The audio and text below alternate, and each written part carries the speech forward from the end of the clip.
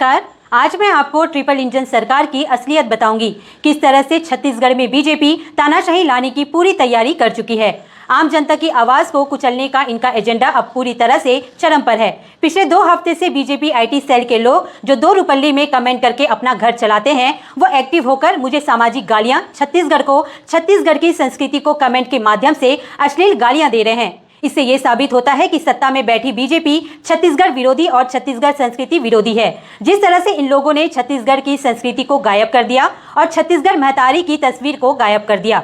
इनका कहना यह है कि छत्तीसगढ़ में जो जनहित के मुद्दे हैं वो ना उठाऊं, बढ़ते बिजली बिल पर न्यूज़ मत बनाओ, बढ़ते अपराध पर न्यूज़ मत बनाओ, बढ़ती नशाखोरी पर न्यूज़ मत बनाओ, बढ़ती दुष्कर्म की घटनाओं पर न्यूज़ मत बनाओ, मंत्री विधायकों की नाकामी पर कुछ मत बोलो। जैसे दूसरे मीडिया जनहित के मुद्दे नहीं उठा रहे, तुम भी वैसे ही चुप रहो, वरना ये मुझे सामाजिक गालियां देंगे या मुझे किसी विपक्षी पार्टी से जोड़ देंगे।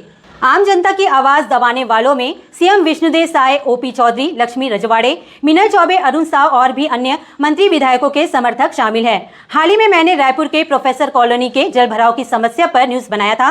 वहां के लोगों की परेशानी को दिखाया था, जिस पर भाजपा आईटी सेल के बेरोजगारों ने मुझे गालियां दी, दबाव बनाने की नाकाम कोशिश की। आप सभी को मैं बताना चाहूंगी, छत्तीसगढ़ में ट्रिपल इंजन की सरकार है। अब सवाल सत्ता से नहीं पूछेंगे तो किससे पूछेंगे? पार्षद बीजेपी का, विधायक बीजेपी का, महापौर बीजेपी का, डिप्टी सीएम बीजेपी का, सीएम बीजेपी का, केंद्र में सरकार बीजेपी की, प्रधानमंत्री बीजेपी का।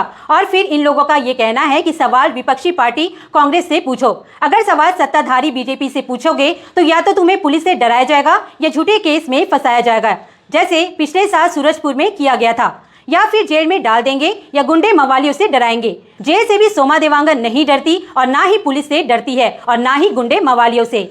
अब मैं आपको कुछ कमेंट के स्क्रीनशॉट से दिखाना चाहूंगी। ये बाहर से भागकर आया विक्रम प्रताप सिंह कितनी घटिया भाषा का प्रयोग कर रहा है, कमेंट कर रहा है। जब हमारी टीम ने इसका प्रोफाइल चेक किया तो पाया इसका फोटो विजय शर्मा के साथ है, विष्णुदेव साय के साथ है, लक्ष्मी रजवाड़े के साथ है और लगता है ये भगौड़ा विक्रम प्रताप सिंह अपनी माँ बहन से भी ऐसे ही भाषा में बात करता है और इसका कुछ अंदरूनी रिश्ता तोमर बंधुओं से जुड़ा है और वो अंदरूनी रिश्ता ये किसी से बताने लायक नहीं है। मैं इस प्रकार के अंधभक्तों से कहना चाहूंगी, अरे कभी अपने मोहल्ले के निकम्मे पार्षद की नाकामी पर सवाल पूछकर देखो, पता लग जाएगा सत्ताधारियों से सवाल करना कितना मुश्किल होता है। यहाँ तो ट्रिपल इंजन होने के बावजूद बिना डरे मैं और मिरर छत्तीसगढ़ की टीम सत्ताधारी पार्टी से सवाल कर रही है। इस प्रकार के अंधभक्तों से मैं डरने वाली नहीं हूँ। सवाल पूछती रहूंगी जब तक अपराध कम नहीं होगा, सवाल पूछती रहूंगी जब तक बिजली बिल कम नहीं होगा, जो वादे किए थे वो पूरे नहीं होंगे, तब तक